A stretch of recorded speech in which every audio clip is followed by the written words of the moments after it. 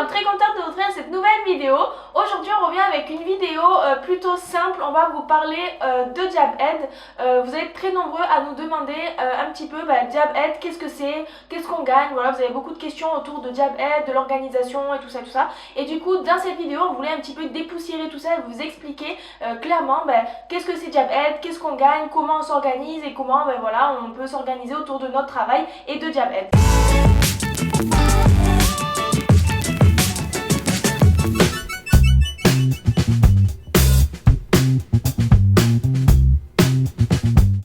Vous devez peut-être vous demander qu'est-ce que c'est Jabhead, parce que vous nous voyez souvent sur YouTube, sur Facebook, sur Instagram, sur les réseaux sociaux et vous dites Jabhead c'est que des réseaux sociaux. Et bien non, pas du tout. D'abord pour commencer Jabhead, alors on a commencé par les réseaux sociaux, mais ensuite en 2018 on est devenu une association loi 1901, on appelle ça très régulièrement une association loi 1901, mais en fait c'est une association à but non lucratif.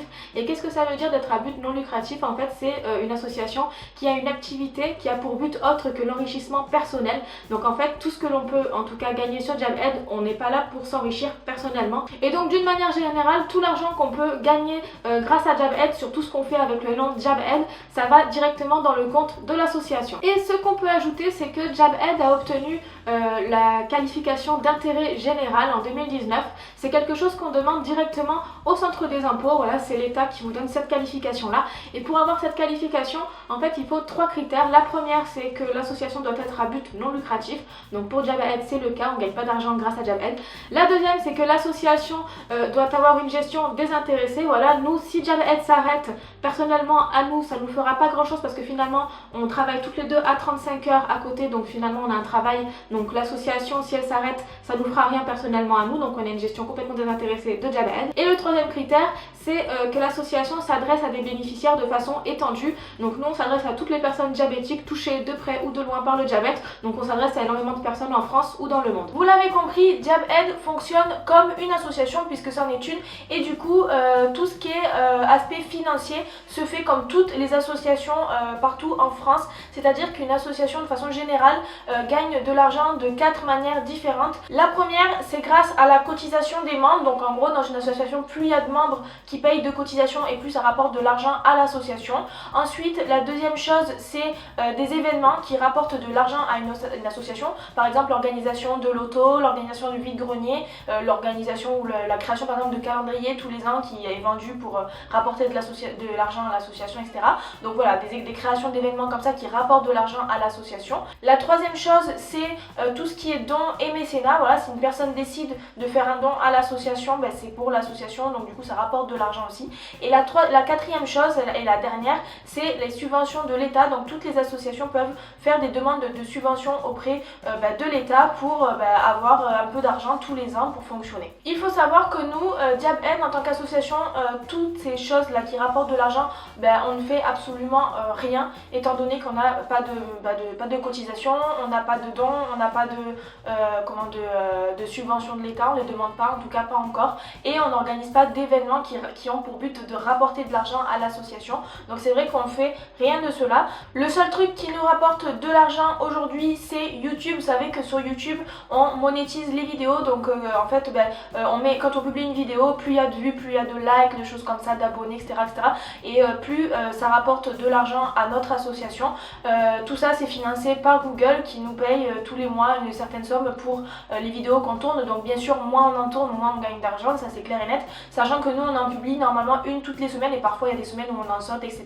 Et du coup la somme équivaut à peu près dans les 50 € par mois. Ça dépend bien sûr des mois, parce que par exemple l'été c'est moins payé, il y a des moments dans l'année comme ça où c'est moins payé, mais du coup voilà, ça équivaut à peu près à 50 € par mois. Vous vous rendez bien compte par rapport au temps que ça nous prend, que ce n'est pas énorme par rapport à l'investissement personnel et tout ça.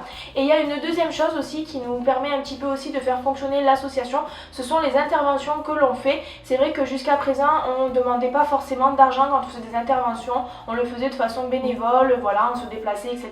Maintenant on commence de plus en plus à faire financer nos interventions. Alors bien sûr pas toutes, ça dépend un petit peu de qui nous les demande, etc. Si c'est une association, si c'est un laboratoire et tout ça, ça dépend aussi du temps que ça nous prend, ça dépend de plein de choses en fait. Mais on le fait de plus en plus, étant donné qu'on commence à avoir un peu de notoriété et qu'on commence à avoir aussi un peu d'expertise au niveau du diabète, et qu'on peut se permettre finalement de demander un petit peu d'argent d'argent quand on fait des interventions. Bien sûr, tout cet argent dont on parle va dans l'association, sur le compte de l'association. C'est pas du tout pour nous payer des choses personnelles, des choses comme ça. On n'a pas du tout le droit dans l'association étant donné que nous justifions des comptes tous les ans auprès en faisant une assemblée générale.